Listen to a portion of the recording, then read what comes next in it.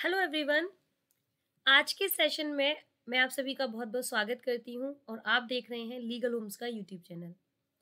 मैं मानती हूं काफ़ी टाइम से मेरा एक भी वीडियो नहीं आ रहा है क्योंकि तबीयत ख़राब होने के कारण मेरी आवाज़ में थोड़ा सा सही नहीं थी, इसके कारण मैं वीडियो नहीं डाल पा रही थी। लेकिन जैसे ही आज का बिहार जुडिशरी का पेपर हुआ तो मैंने सोचा ये अच्छा मौका है, आज शुरुआत अच्छी से करते हैं। और आज के पेपर में हम जीएस के पार्ट को सॉल्व करेंगे और जैसे ही हमारे पास लॉ का पेपर आ जाएगा, मेरे एक मित्र हैं वो पेपर देने गए हैं, जैसे ही वो पेपर दे के हमें पहुंचाते हैं वैसे ही हम आपके लिए लॉ का पेपर सॉल्व करेंगे। आज हम जीएस के पेपर को सॉल्व करेंगे। ये सेट नंबर ए है। सो क्वेश्चन कुछ दो पार्ट्स में रहेंगे। एक फर्स्ट पार्ट में हम 1 से लेकर 50 तक क्वेश्चन को सॉल्व करेंगे और नेक्स्ट पार्ट में नेक्स्ट क्वेश्चंस को सॉल्व करेंगे। बहुत सारे स्टूडेंट्स ये कंफ्यूजन में होते हैं कि जीएस कैसी आती है, जीएस कैसे नहीं आती है।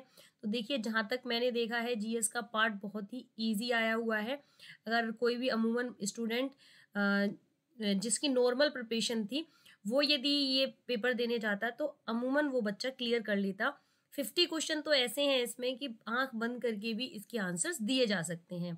चलिए खैर, जो पेपर देकर आए हैं वो अपनी आंसर्स की मिला लीजिए और जो लोग पेपर नहीं देने गए थे, जिन्हें अगला पेपर देना है बिहार का, तो वो अपना थोड़ा सा कमांड कर लीजिए। हम बीच बीच में ये भी डिस्कस करते रहेंगे कि कौन सा पार्ट आपको अधिक ध्यान देना है, जिससे कि आपका जीएस का पार्ट जो है बिहार जुडिशरी की प्रिपरेशन में आप किस तरीके से प्रिपरेशन कर सकते हैं। चलिए जल्दी जल्दी क्वेश्चन को देखेंगे। ये जो है 2 पार्ट में रहने वाला है। अगर सेकंड पार्ट इसका सुबह तक आ जाएगा आप लोगों के लिए तो मैं उसको आपका लिंक दे दूंगी डिस्क्रिप्शन बॉक्स में, तो आप वहां देख लीजिएगा। क्वेश्चन नंबर फर्स्ट के साथ शुरू करते हैं। प्राचीन पुरातात्विक स्थल कालीबंगा किस राज्य में है? आपके सामने ऑप्शन बिहार है, राजस्थान, गुजरात, महाराष्ट्र। तो देखिए, इसका राइट आंसर होगा राजस्थान। तो राजस्थान में यह कालीबंगा जो है स्थित है, पुरातात्विक स्थल है ये। तो ये राजस्थान आपको याद रखना है। नेक्स्ट क्वेश्चन है, इस समय मोहनजोदाड़ो किस देश में है?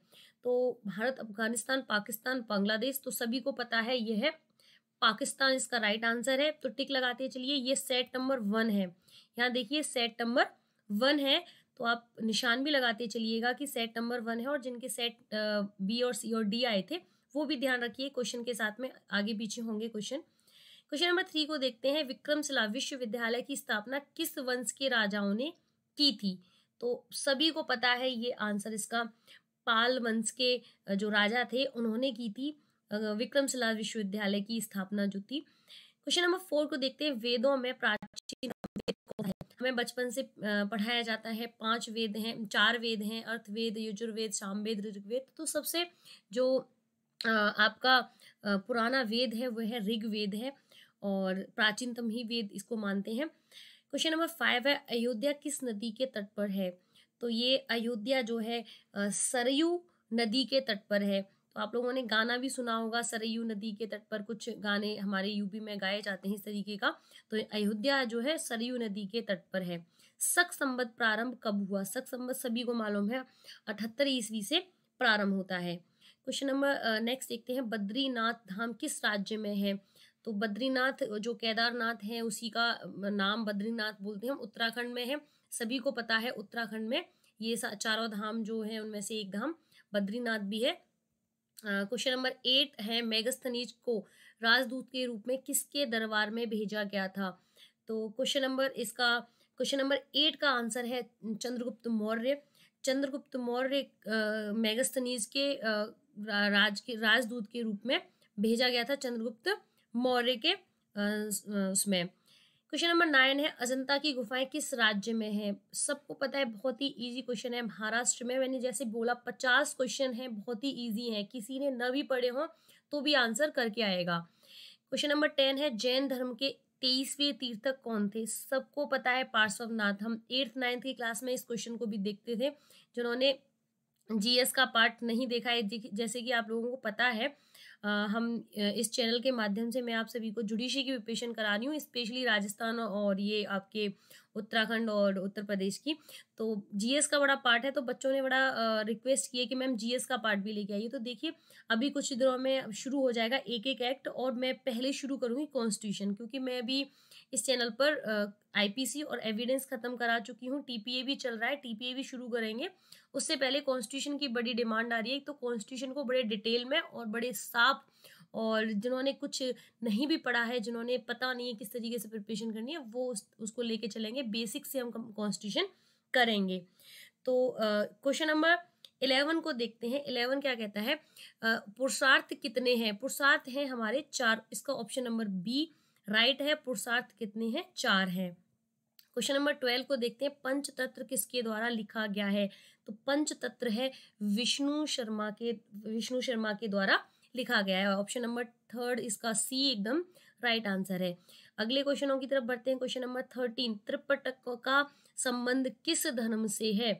तो आपके ऑप्शन है शैव धर्म, जैन धर्म, वैष्णव धर्म, बौद्ध धर्म। तो इसका राइट आंसर आपको पता है बौद्ध धर्म से है। और जो लोग नहीं जानते हैं बौद्ध धर्म के बारे में, जल्दी ही बौद्ध धर्म से रिलेटेड और जो हिस्ट्री बैकग्राउंड है अपना, उससे रिलेटेड मैं वीडियो लेके आऊँगी, जिससे कि आप लोगों की जो इतिहास वाला पार्ट है, जो जीके उत्तराखंड में भी आती है और उत्तर प्रदेश में भी आती है, तो वो आपकी कवर हो जाएगी। और एमपी का पूरा सिलेबस मैं इस चैनल पर कराऊंगी विद इन 2 मंथ्स। आप देखेंगे कि 2 महीने के अंदर आपका एमपी जुडिशरी का पूरा सिलेबस इस चैनल पर मिल जाएगा। तो चैनल को सब्सक्राइब जरूर कर लीजिएगा और साथ ही साथ में शेयर भी कीजिएगा। आप जितने भी दोस्त लोग देख रहे हैं ना, फ्री ऑफ कॉस्ट है, ऐसा कुछ नहीं है कि इसमें क्लासेस होंगी। अब मैं पूरी क्लासेस यहाँ पे आपको फ्री देने वाली हूँ। क्वेश्चन नंबर 14 को देखते हैं, किस वंश ने सबसे अधिक समय तक शासन किया था? तो मौर्य वंश था, आप सभी को पता होगा। मौर्य वंश ने सबसे अधिक शासन किया था, करीबन 500 वर्षों तक शासन किया था। क्वेश्चन नंबर 15 है, बाजार नियंत्रण के लिए कौन सा सुल्तान प्रसिद्ध है? अलाउद्दीन खिलजी, सिकंदर लोदी, बलबन। तो इसका राइट आंसर आपको पहले ही बोल दिया मैंने, अलाउद्दीन खिलजी जो है बाजार नियंत्रण के लिए प्रसिद्ध था। क्वेश्चन नंबर 16 है, हुमायूं का मकबरा कहाँ स्थित है? बच्चे को पता है, दिल्ली में है।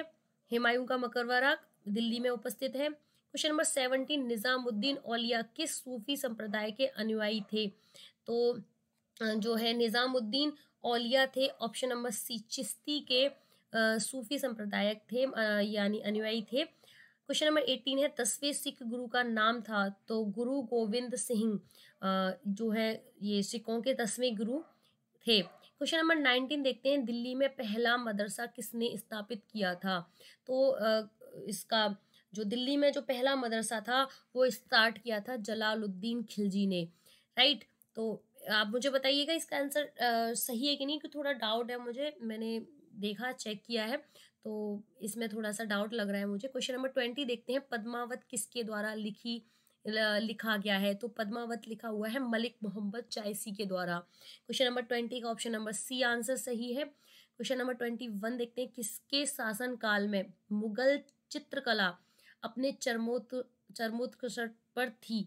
तो क्वेश्चन नंबर 21 का आंसर है ऑप्शन नंबर बी, जहांगीर के समय पर मुगल चित्रकला चरमोत्कर्ष पर थी। क्वेश्चन नंबर 22, शिवाजी के पिताजी का नाम क्या था? बहुत इजी क्वेश्चन है। आप question number option number D C देखेंगे, शाहजी शिवाजी के पिताजी का नाम था। क्वेश्चन नंबर 23, इनमें से किस शासक ने सबसे अधिक समय तक शासन किया था? तो ऑप्शन नंबर डी, औरंगजेब ने सबसे अधिक समय तक शासन किया था इनमें से। और भक्तिकालीन संत चैतन्य का वास्तविक नाम क्या था? तो इसका आंसर है आपका ऑप्शन नंबर सी, विशंभर। भक्तिकाल के संत चैतन्य का वास्तविक नाम विशंभर था। नेक्स्ट क्वेश्चन की तरफ बढ़ते हैं। क्वेश्चन नंबर 25, किस आंदोलन में गांधी जी ने करो या मरो का नारा दिया था? तो इसका भारत छोड़ो आंदोलन में गांधी जी ने करो या मरो का नारा दिया था। क्वेश्चन नंबर 26, मरहट्ठा और केसरी समाचार पत्र किसने प्रारंभ किए थे? तो ये थे आपके बाल गंगाधर तिलक, ऑप्शन नंबर 20 का सही है। क्वेश्चन नंबर 27, वंदे मातरम किस पुस्तक से लिया गया है? तो ये सबको पता है, आनंद मठ से। वंदे मातरम किस पुस्तक से लिया गया है? ये लिया गया है माफ कीजिए, आनंद मठ से लिया गया है। क्वेश्चन नंबर 28 है, सत्यार्थ प्रकाश किससे संबंधित हैं? तो ये है ब्रह्म समाज से संबंधित हैं। क्वेश्चन नंबर 29, कौन सी पुस्तक डॉक्टर राजेंद्र प्रसाद द्वारा लिखी गई है? तो डॉक्टर राजेंद्र प्रसाद द्वारा इंडिया डिवाइडेड जो है डॉक्टर राजेंद्र प्रसाद जी द्वारा लिखी गई है। क्वेश्चन नंबर 30 देखते हैं, नवंबर 1942 में जयप्रकाश नारायण किस जेल से भाग निकले थे? तो इसका राइट आंसर है हजारीबाग सेंट्रल जेल से जो है जयप्रकाश नारायण जी भाग निकले थे। क्वेश्चन नंबर 31 देखते हैं, मार्च 1957 की क्रांति जो मंगल पांडे ने विद्रोह किया था, ये कहाँ से प्रारंभ की गई थी? सब जानते हैं, बहुत इंपॉर्टेंट पार्ट है 1858 की क्रांति, तो ये गई थी बैरकपुर से हुई थी। अब मंगल पांडे ने एक विद्रोह क्यों किया था? तो ये मंगल पांडे वैसे तो अंग्रेजों के ही सेनापति थे, लेकिन मंगल पांडे बहुत कट्टर सेनापति थे अंग्रेजों के, लेकिन इन्हें बताया गया कि जो कारतूस बनते हैं, जो कारतूस उन गोलियों में डाले जाते थे, उन बंदूकों में डाले जाते थे, वो सुअर की चर्बी और मतलब मांस से बनते थे। तो इसके ऊपर उन्होंने क्रांति शुरू की थी। तो काफी बड़ी क्रांति है, इसे 1857 की क्रांति कहते हैं। तो बहुत अच्छी कहानी है इसके पीछे की। चलिए किसी दिन मौका मिलेगा तो हम बताएंगे इसको कैसे क्या था। क्वेश्चन नंबर 32 है, सती प्रथा को बंद कराने के पीछे लॉर्ड विलियम बेंटिक का सहयोग किया था, किसने किया था? तो सब जानते हैं, बच्चा बच्चा जानता है, राजा Ram Mohan Roy, option number D. 33 question है, 1873 में किसने सत्यशोधक समाज स्थापित किया था? तो इसके ऑप्शन आप के सामने है। इसका राइट आंसर है ज्योतिराव फूले, ऑप्शन नंबर सी। 33 का सी आंसर एकदम सही है। क्वेश्चन नंबर 34 है, भारत के किस गवर्नर जनरल के कार्यकाल में कलकत्ता, बंबई और मद्रास विश्वविद्यालय स्थापित किए गए थे? तो इसका option number C Lord Canning के समय पर यह कलकत्ता, बंबई, मद्रास में विश्वविद्यालय स्थापित किए गए थे। 1922 में कौन सी घटना हुई थी?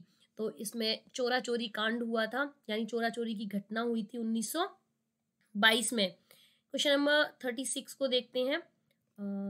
36, जनसंख्या के अनुसार उत्तर प्रदेश का सबसे बड़ा नगर कौन सा है? देखिए, बड़ा नगर पूछ रहा है, बड़ा शहर नहीं पूछ रहा है। तो सॉरी माफ कीजिए, बड़ा नगर कानपुर है, और जिले के हिसाब से जिले में अगर कोई पूछता है तो इलाहाबाद है। कानपुर है ये आपके लिए, कानपुर इसके थोड़ी चीजें और भी याद होनी चाहिए, कानपुर नगर भी है और कानपुर सिटी भी है करके, तो ये है। और आगरा किसके लिए प्रसिद्ध है? ये आपके लिए क्वेश्चन हो सकता है। आगरा किसके लिए? तो आगरा चमड़े के लिए बहुत प्रसिद्ध है, और तेल रिफाइनरी के लिए मथुरा प्रसिद्ध है। और आप मुझे बताइए वाराणसी किसके लिए प्रसिद्ध है? ये क्वेश्चन आपके लिए है। नेक्स्ट क्वेश्चन है, निम्नलिखित में से कौन सा जोड़ा सही सुमेलित नहीं है? तो देखिए आप लोगों के सामने आंसर्स हैं, और ये सही सुमेलित नहीं है। ये गोदावरी और नागार्जुन, ये राइट आंसर है। तो ये दोनों ये सुमेलित नहीं है। नागार्जुन कृष्णा नदी के ऊपर है। मारवाड़ राजस्थान के भाग में है, तो मारवाड़ पड़ता है आपके पश्चिम में। 5 साल रह के आई हूँ राजस्थान के बारे में, हर चीज मुझे मालूम है। पश्चिम में मारवाड़ का जो है भाग पश्चिम में पड़ता है। पन्ना के खनन के लिए मशहूर है, पन्ना हीरे के खनन के लिए मशहूर है। पन्ना हीरा आपने देखा ही होगा, लोग बाग अंगूठियों में पन्ना लगाकर पहनते हैं, तो हीरे का ही होता है वो। रणथंभौर राष्ट्रीय उद्यान के नजदीक है, तो देखिए जी वो जयपुर के नजदीक है, रणथंभौर राष्ट्रीय उद्यान है। और जो कि चित्तौड़गढ़ के आसपास जो ये एरिया है, तो ये जयपुर के नजदीक है सबसे ज्यादा। गंगा सागर है, गंगा सागर क्या है? एक गंगा नदी का अपतटीय सागर है, ऑप्शन नंबर सी इसका राइट आंसर है। क्वेश्चन नंबर 42 है, सरदार सरोवर बांध नदी पर स्थित है, किस नदी पर स्थित है? तो इसका राइट आंसर नर्मदा नदी पर स्थित है, option number C. Question number 43 देखते हैं, कन्याकुमारी में है, कन्याकुमारी तमिलनाडु में है, सबको पता है कन्याकुमारी तमिलनाडु बिल्कुल लास्ट में जाके आपके इंडिया के नक्शे में आप देखेंगे तमिलनाडु सबसे लास्ट कोने में है। तो कन्याकुमारी कहते हैं ना, कश्मीर से कन्याकुमारी तक जाने में सबसे लंबी जो डिस्टेंस है वो है।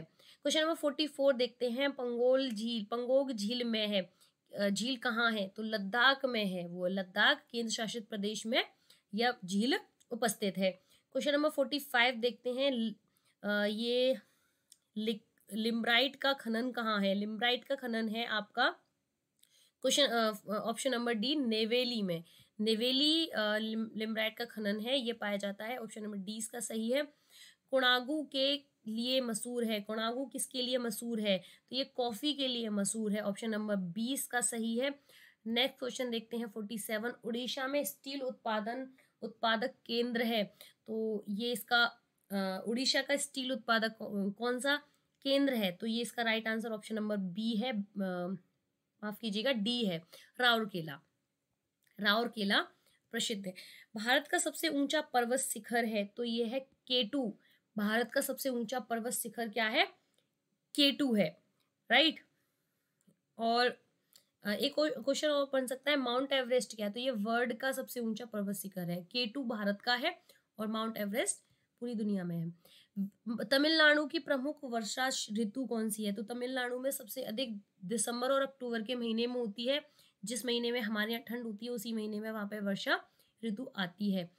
50 क्वेश्चन है, देश ने सबसे अधिक पवन ऊर्जा क्षमता का उपयोग किया है, तो ऑप्शन नंबर ए तमिलनाडु इसका राइट आंसर होगा। तो देखिए तमिलनाडु से कितने सारे क्वेश्चन पूछ लिए गए हैं, तो आप आई होप आप लोग अपने निशान लगा लिए होंगे, और जो लोग पेपर दे के आए हैं उन लोगों ने राइट कर लिए होंगे, अपने अपने लोगों के जो भी क्वेश्चन आप दे के आए हैं पेपर आपने मैच कर लिए होंगे।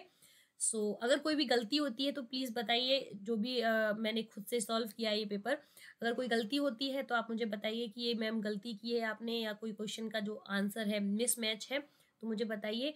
और जल्दी आपको नेक्स्ट जो क्वेश्चन है, जो अभी आगे के क्वेश्चंस हैं, उन्हें मैं सुबह तक आप लोगों के लिए जो है सॉल्व करके अगले वीडियो में आपको मिल जाएंगे। Have a great day, bye bye.